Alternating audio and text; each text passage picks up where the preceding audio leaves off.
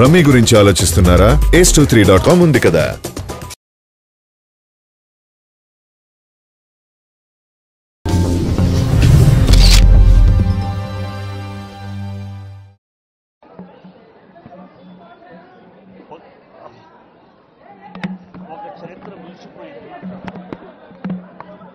భారతదేశ చలనచిత్ర చరిత్రలో ఒక నూతన అధ్యాయాన్ని సృష్టించినటువంటి ఒక మహానుభావుడు.